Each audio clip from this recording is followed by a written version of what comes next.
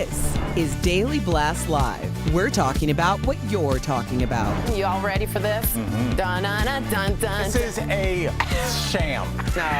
No. Y'all, just stop. Get real. Welcome to DBL. Hello, everyone. We're grateful you're here. We got Al, we got Erica, we got Lindsay joining us from home. Lindsay, how you doing? Looking sharp.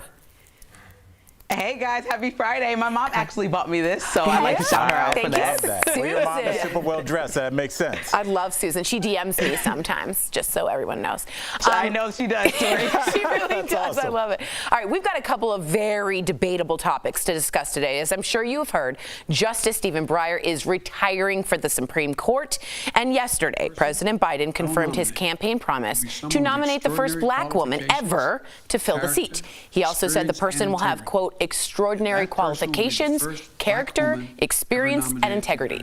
Now, some on the right are saying this is identity politics on steroids, and others on the left are worried that any eventual nominee will now have to face critics who say they've only been chosen because of their identity rather than their credentials. So we open this up to you, and when I say you know I'm talking to you watching as well. What do you think of Biden's promise? Lindsay Granger, I'd love to hear your opinion. I've been waiting all day to hear it. Tell me what you think. I was like, oh, we're talking Supreme Court? And me and Tori were like geeking out.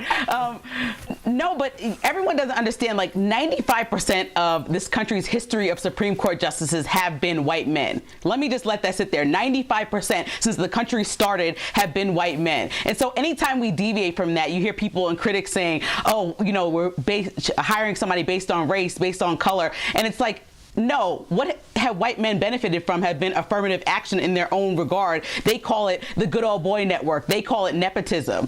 They have been constantly doing this. And so when you say you're honoring a black woman and putting her in that position, she generally is overqualified for that position. It's not like she's underqualified. And so when you hear critics constantly saying, oh, that she's not qualified for the job, in order for a black woman to even get in the door because of racism and how tough it is to kick down glass ceilings, you know, we have to be overqualified anyway. Erica speaks to this all the time. And so I think that that's a ridiculous statement. You know, we talk about Justice Sonia Sotomayor. She's the first Latina, or one of the Latina women as Supreme Court justice that Obama had nominated, and she's a justice in the Supreme Court. And they gave her such a hard time, saying that she was underqualified. This woman has a summa cum laude degree from Princeton.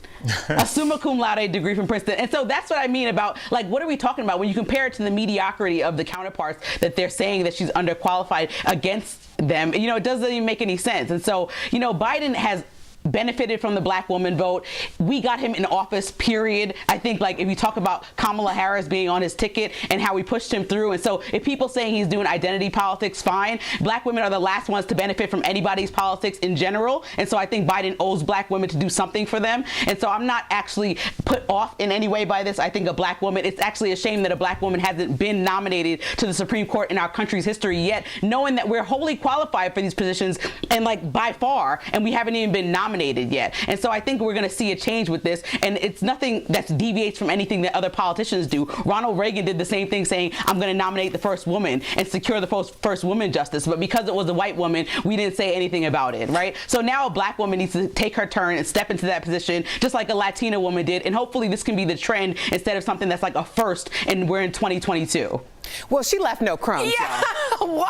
She left no crumbs. Yeah, okay. I think we're good. I mean, I was just like, hey, I can't believe it's even the conversation. There is a conversation here, though. She did not stutter. Yes, let's just be all the way 100 about this. We want to talk about identity politics based on who we are identifying. Because when we look at the Supreme Court, Lindsay said it absolutely right. 95% white men. So now that politics have moved in a way where more women of color are running for office, then yes, we are starting to represent even more of the actual demographic of this country. We have to acknowledge that the minority demographic is very swiftly becoming a majority, and the majority is decreasing. That's the reason why we have all of these other conversations I won't jump into, because quite frankly, we don't have the time. When we're saying on one side, it's identity politics, when have politics not been about identity? identity. I mean, the identity has been white male. Just because that identity has shifted in order to reflect the greater population does not mean that we've changed into some other form of politics. It's about the constituency and how historically white men have been the most protected class when it comes to being able to vote. So now that the numbers are coming up, now that we have Stacey Abrams out here registering every man, woman, child that she possibly can to be able to vote, yes, things are going to look different. In terms of the other side saying that there's going to be an asterisk by her name. Yeah, exactly. People are saying, okay, but because Biden said he'll only consider a black woman for SCOTUS, this is Ilya Shapiro on Twitter, his nominee will always have an asterisk attached. Go ahead. What was your response to that? Okay, so the asterisk is attached and there's criticism because he stated what his intentions were for the Supreme Court in order to diversify the highest court of the land to reflect the population. Let's just put it this way.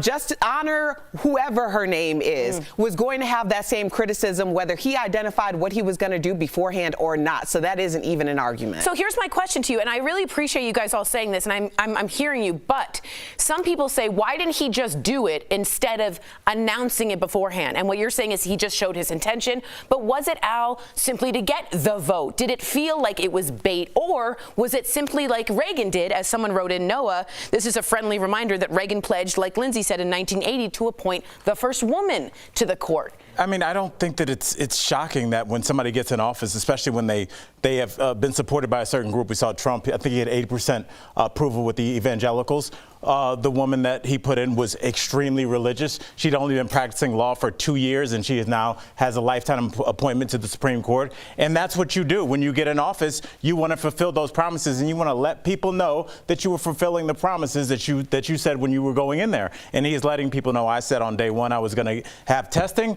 Your testing kits are at your house. I said we were going to elect a black woman. Here are 4 nominees. So I think that he's just expounding upon like what he said he was going to do. And he's currently doing it. We're just seeing it in real time. Well, Eliana says presidents should to be honest, I think black people overall have been let down by what Biden has accomplished so far. I think that's the conversation amongst the black community, that he hasn't done too much. He campaigned on all these promises and then kind of moved on. He didn't address Breonna Taylor's family in any regard that we appreciate. And so, you know, I think to do something for a black woman is something that he needs to do. He knows that that's the base of voters. And in order to get another 4 years, you know, you can't just leave this group. Well, usually the group is left out high and dry, but Biden is realizing that he's probably not going to get another term if he leaves this group out. Interesting. Now, just people writing in, representation matters, including the Supreme Court. Ray's Vibe says Biden was just keeping a promise he made when he campaigned. But Willow on Twitter, Eliana says presidents should choose a Supreme Court justice based on qualifications, not on race or gender. But that's the way historically it's always been done. So we're kind of having a little hypocrisy in that. Interesting. Write us on YouTube. This is a great debate. Continue to have it throughout the show. Okay, this next topic is also very debatable. I don't know if I didn't hear about this, but Sean Penn has come under some controversy about thoughts on masculinity in America. He told a British paper, quote, I think that men have, in my view, become quite feminized. I have these very strong women in my life who do not take masculinity as a sign of oppression to them. He then goes on to say that what he thinks is cowardly genes that lead people to surrender their genes for a skirt. But let's get back to the first statement. Do you think men have become too feminized? I'm going to you, Al, knowing I'm going to a male specifically, and I did that deliberately.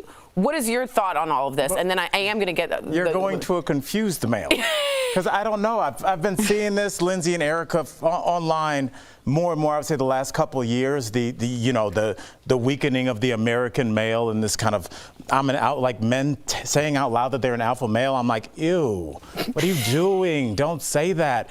No one says that, Lindsay, because men that are just chilling don't say things like that. That's stuff that you get when you've been indoctrinated from podcasts, from vlogs, with people. This is this new narrative that the American male is being watered down and washed out, and it's a way to empower them, to kind of push them into these groups that are very pro-male. Because the way that you recruit disenfranchised, but disenchanted, usually young white males, is to, at first it starts with misogyny.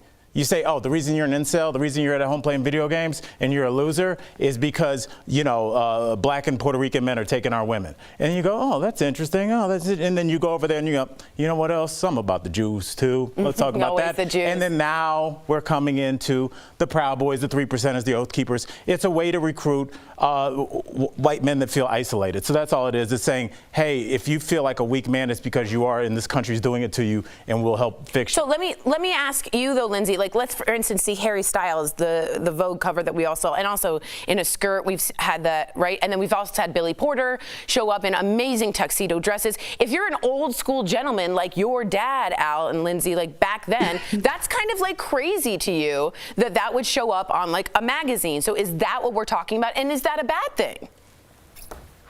I also think that some of these people and these celebrities are doing it for the shock value rather than walking to the grocery store with like a ball gown on. And so that's also a whole other conversation. But yes. I do think that if we just all talked about the man who was watching his wife shovel outside, and we said to each their own, I think for the most part, but we all said that wouldn't be me. Are we comparing like chivalry? Are we talking about more or masculinity? Because I still think there are some gender roles that I would appreciate just by the way that I grew up, to be honest, with a dad that has a whole entire family that's from down south to like do certain things like open the door like Colin still does for me. And so I don't know that everyone needs to it needs to be applicable to everyone, but there are certain gender roles that I still think I personally appreciate. Yeah, and I think to each their own. And when did clothing calculate to masculinity and femininity? Like, why Society. are we equating clothing? But I'm saying, like, I don't think that you can aesthetically tell. Like, to me, I don't know if I necessarily can just aesthetically be like, wow, that is one masculine man. Like just by one look at them. To me, masculinity or femininity is really the totality of who you are. And I think everyone kind of ebbs and flows. And I think we need to have the flexibility to do that, because no one wants to be overly submissive. No one, or most people don't want to be overly submissive or overly having to be the alpha all the time. It's, you know what it is? It's fluid. Exactly. It's Very fluid. true. It's an aquarium. Coming up on DBL, why is this Princess Bride actor defending Woody Allen? Oh yeah, we went there with him. Our interview is next. Stay tuned. But first, new emojis coming to your phone from a pregnant man to a troll. Nice. We'll show you what to look for on your keyboard. Stay tuned. Are those sausages? Closed captioning provided by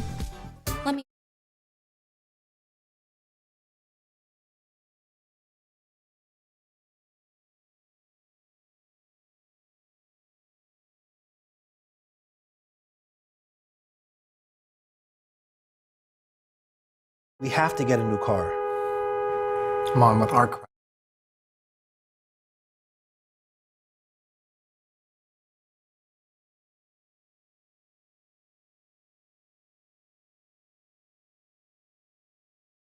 Hey, Sierra, let me. Go ahead. Just so you know, we're guessing emojis. That's our next thing. So play along with us, please. Continue. So we were talking about masculinity and femininity, and the idea that the American man is being watered down. And I think that there are so many things that are wrong with that messaging. And one of the things is look at and I'll go on the side of men, okay? Because I think that when you are trying to interject all of these ideas of masculinity on the American male, then you're also not giving him the leniency to have more than one emotion or one stance or the idea of being the protector. So I think a lot of people, a lot of men have cracked under that pressure because there wasn't the room to not be the provider. If we are moving into a more fluid conversation, a more fluid society where women are also stepping into their femininity in a more alpha role, if we want to use that word, so that, the American household is a little bit more of an ebb and flow, so there is balance within the equation. So I'm the breadwinner, but I have a house husband. Huh? Am I masculine? That's such an interesting thing, and it's interesting because this country is so pro-capitalism. Like, if you call somebody a socialist, they are already... You forget it. They lost the election. Even if it's not running, they lost. So we love capitalism, but capitalism has taught us we have to have a two-income household. And everybody that we know, for the most part, there'll be times where your spouse will be making more than you, and sometimes your spouse just the will one. be a woman. That's right. So Right. with that, it's going to inherently have this dynamic where it's always going to constantly have half the male population feeling less than when they're just making it in this economy that we all love so much. Until it's equalized, like an aquarium.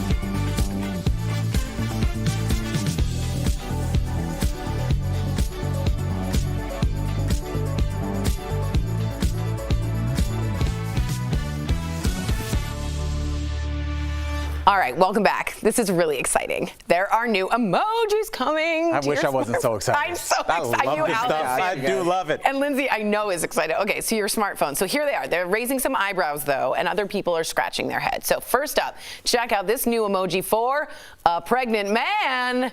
I like it. For what? When are you ever going to send that? Okay, that one is going to be used more than any other one because it's going to be, I got a beer belly. Okay. I just, left the buffet. Buffet. Got it. Okay. Next up, we have the troll emoji.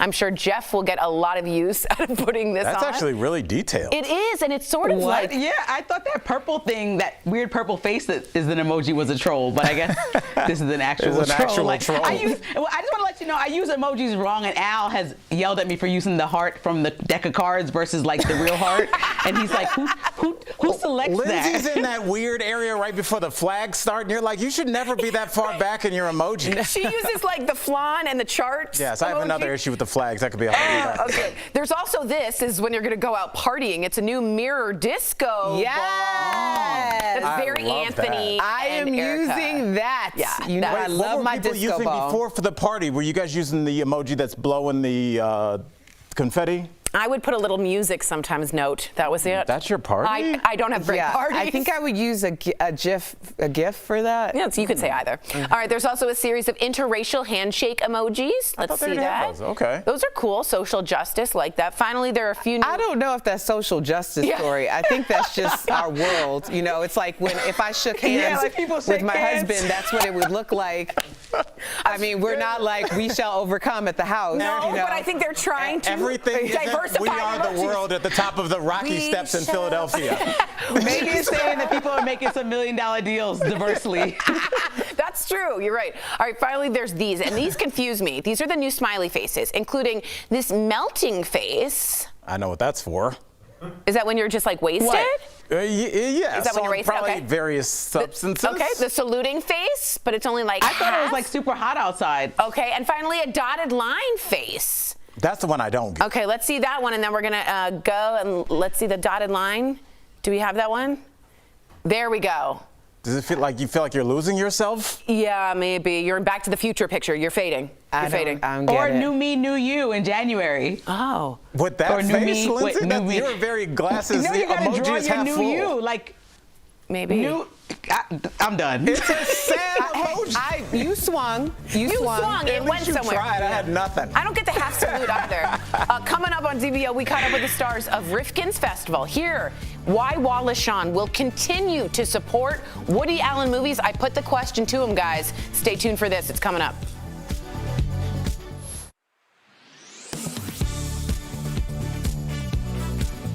IRS began accepting 2021 tax returns on January 24th, but the agency is still trying to finish millions of 2020 taxes.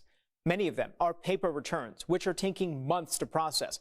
And as Americans get ready to file their taxes, a top Google search trend is the question, how long is it taking the IRS to process paper returns?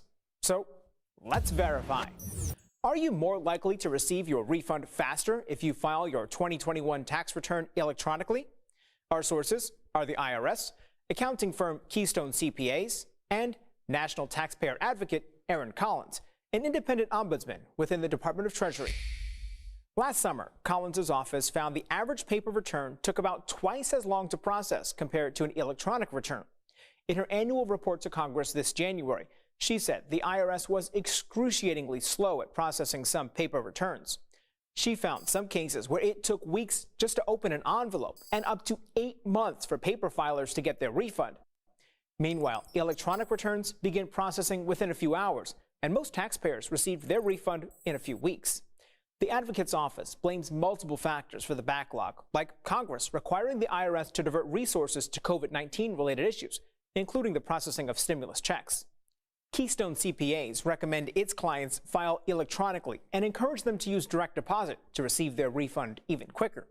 So it's true, you are more likely to receive your refund faster if you file your 2021 tax return electronically. Of course, that's not possible for all individuals or businesses, such as returns that require attaching lengthy documentation. With your Verify, I'm Brandon Lewis.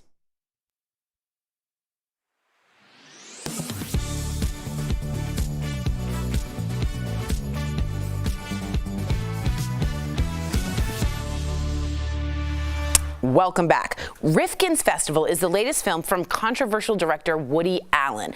And earlier, we caught up with stars Wallace Shawn and Gina Gershon to talk about it. And yes, I asked him that question. Check it out. Wallace Shawn and Gina Gershon, welcome to DBL. We're so excited to have you join us. So first off, we have to ask you, Wallace, of course, about The Princess Bride. Everyone does. So do you think the world could use perhaps just another chapter of the iconic classic, or is that totally inconceivable? My character died, so... Inconceivable! You keep using the word. I don't think it means what you think it means. I don't know, maybe sort of like that Sex and the City remake, the elderly version of the living characters of The Princess Bride. Could be. I don't think anyone really ages in The Princess Bride. Fair. I think they stay exactly the same. And Robin Wright grew up somehow. She did. It turned out that she's a grown woman now. It's weird. I love it. Great answer. Gina, you said that all of your roles are different parts of your personality. So what part of you is Sue in Rifkin's Festival? I think Sue, there's a lot of Sue in me. Ooh. I mean, I think it's almost the closest character. As far as, I felt very protective over, Mort, even though, and conflicted of how, just kind of the nice Jewish girl part of me, I suppose, to make it succinct. I'm a nice Jewish girl, so I totally get that conflicted thing. Trust me, that's a very, I want to be nice, I don't. All right, so let me ask you the question that a lot of people have. Woody Allen wrote and directed Rifkin's Festival. He has been the subject of a lot of controversy. Wallace, why did you decide to work with him again? You've worked with him a bunch, despite the debate around Woody Allen. I know you've written in The Wrap, I read your article, and I just wanted you to have the floor. To be concise, I think he's really been the victim of a miscarriage of justice on the part of the film community. I think he's innocent of what he was accused of, and that it's quite tragic that people have withdrawn their support from him. Wally and Gina, thank you, but I said Wally like I knew you, and I felt weird, so then I was going to change it to Wallace. So. Well, you can't go back on the nickname. I know. You can't go from nickname to government name. Okay. No, you can't go back. You can't. It's weird. All right, fine. Wally and Gina, you've been an absolute You guys pleasure. are amazing. Thank you for joining us. And don't forget to watch Rifkin's Festival, out now. We'll be right back. Thanks again, you guys, for your time. Thank you. Thank you. Thank you. Thanks, guys. Promotional consideration is brought to you by Kids Grow. Well, that sound means it is time to verify direct exposure, quarantine, isolation, fully vaccinated, boosted. All of these terms factor into what to do after coming in close contact with someone with COVID-19. Viewer Brenda reached out asking to verify, does vaccination status dictate whether you quarantine? Does that mean fully vaccinated and boosted before symptoms develop? No quarantine if you've been exposed? And what if you live with someone who likely has Omicron but hasn't received test results back? Should you quarantine even if you are vaccinated and boosted with no symptoms? Well, to verify, I looked at the CDC's isolation and quarantine guidelines updated December 27th, and I talked to Dr. Cynthia Snyder, infectious diseases physician with Cone Health. The answer to both questions is yes. The CDC's new guidance says if you were exposed to someone with COVID and you are not vaccinated, or your last vaccine was 6 months ago or longer, you should stay home for 5 days, then continue wearing a mask around others for 5 days. But if you've completed your vaccine series or taken a booster in the last 6 months, you don't have to quarantine. Instead, wear a mask around others for 10 days and test on day 5. The CDC's rules, however, make no mention about what to do if your exposure is within your household. So here's Dr. Snyder's recommendation. Yes, somebody who has somebody who's positive in the household has the greatest risk of converting over and getting the infection, even if you're fully vaccinated. So the guidance I give for folks is to stay home. If you have the capacity to quarantine and stay home, you should. She also said to test as soon as you find out your partner or child is positive. And if you're negative, retest in 3 to 5 days just to make sure. In conclusion, it's true, you don't have to quarantine after direct exposure as long as you are recently fully vaccinated or boosted and have no symptoms. But you should quarantine even if vaccinated and boosted if someone in your house is positive or symptomatic. All that said, if at any point you develop symptoms, you need to test right away and isolate for 5 days if positive. The CDC says if you have little to no symptoms after those 5 days, you can leave your house but continue masking for 5 additional days. With your Verify, I'm Megan Malaris. More than 24 House members from both sides of the aisle are calling for House leadership to swiftly ban members of Congress from owning or trading stocks while in office. The 25 Democrats and 2 Republicans say members of Congress should be focused on their jobs instead of trying to make a quick buck. The push comes after several lawmakers generated controversy over trades at the beginning of the pandemic. North Carolina Senator Richard Burr is still under investigation by the Securities and Exchanges Commission. Right now, the Stock Act theoretically bans members from profiting from insider trading, but experts say it's nearly impossible to regulate. House Speaker Nancy Pelosi initially rejected a trading ban, saying this is a free market, but has since changed course, indicating her support. She's also reportedly pushing to levy higher fines for violating.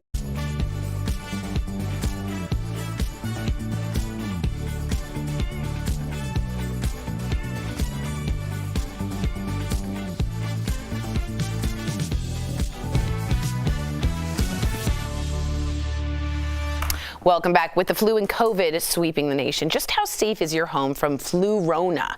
We're talking about in today's healthcare update sponsored by GoHealth. So according to the American Cleaning Institute, there's some simple ways to just germ-proof your home. First, wash those bed sheets every 2 weeks and more often if someone is sick. 2, swap out those kitchen sponges more often during the winter. Lastly, if you plan to have people over, keep the house ventilated with open windows or air purifiers. If you're looking for a health insurance plan, GoHealth makes it super easy to enroll. Call 1-800-650-2534 or visit gohealth.com to find the plan that's right for you. A lot of you are writing in about the emojis, and a lot of you like the mirror disco ball, but they're confused about these faces. And someone like Stephanie says, why the salute? Only half of the face. I got it. I'm giving you a little respect. That's what I think. Oh. It's a reach, but if somebody's got something better. I kind of, maybe a little respect. Yeah, like show me a little respect. I actually appreciate that. It's like by default, I must respect you this much. So I'm gonna DBLs do every day. We use it for Tori when we're talking about Shut up. Why is it always on me? I'll see you Monday, whatever. Bye, guys.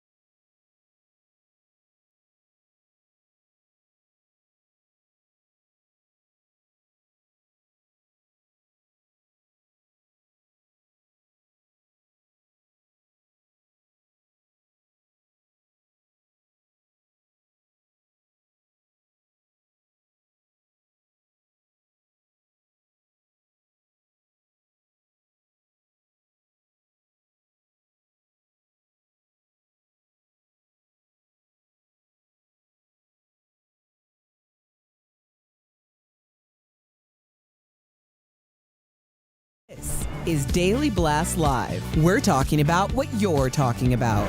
Get real. You all ready for this? Mm-hmm.